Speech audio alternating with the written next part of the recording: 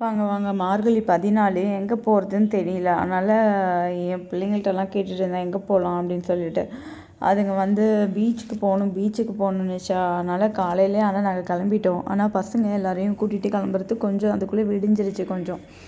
ஆனால் அன்றைக்கி ரொம்ப வெயிலும் தெரியல. அதனால் சரின்னு சொல்லிட்டு நாங்கள் கிளம்புனோம். சரி போகிற வழியில் திருக்கடையூர் கோவில் அபிராமி கோவிலுக்கு போயிட்டு போகலாம் அப்படின்னு சொல்லிட்டு மார்க்கண்டேயர் காலசம்ஹாரமூர்த்தி அவருக்கு பேர் மார்க்கண்டேயர் காலசம்ஹாரமூர்த்தி. அதனால் திருக்கடையூர் ரொம்ப விசேஷமான கோவிலாக சரி மார்கழி மாதமாக இருக்குது போயிட்டு அப்புறம் நம்ம போகலாம் அப்படின்னு சொல்லிட்டு போனோம். போகும்போது எனக்கு இந்த ரூட்டு வந்து ரொம்ப ஃபேவரட்டான பிளேஸு. மரம்லாம் பாருங்களேன் எவ்வளோ அழகாக இருக்குது. ஃபுல்லும் இந்த ரோடோட கவர் ஆகும்போது அவ்வளோ சூப்பராக இருக்கும். கோயிலுக்குள்ளே வந்தாச்சு. கோவிலோட வாசல் பாருங்களேன்.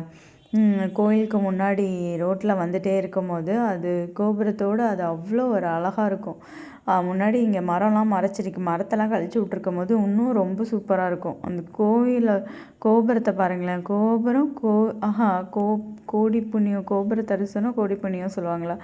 அவ்வளோ நேர்த்தியாக கட்டியிருக்காங்க அந்த கோபுரம். அதுவும் அவ்வளோ ஆர்ச்சி அவ்வளோ அம்மை அப்பரை வச்சு அவங்க பசங்க எல்லாரையும் வச்சு பிள்ளையார் முருகர் அப்புறம் அப்பர் எல்லாரையும் வச்சு அவ்வளோ செம்மையாக இருக்கும். எனக்கு அந்த கோபுரம் அவ்வளோ பிடிக்கும். ஆர்ச் அப்போ ரீசெண்டாக தான் கட்டினாங்கன்னு நினைக்கிறேன். அந்த மாதிரி அவ்வளோ நேர்த்தியாக கும்பாபிஷேகத்தை அப்போ.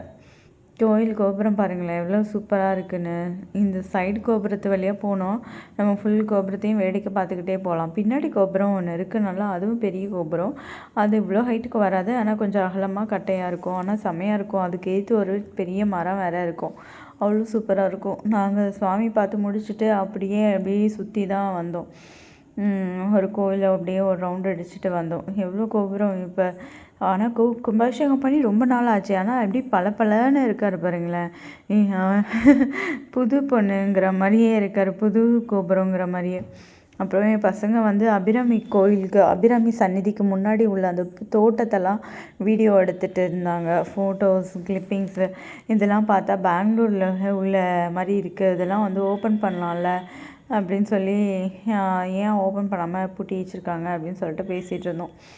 இது பாருங்களா 360 டிகிரியில் பொண்ணு எடுத்தால் எவ்வளோ சூப்பராக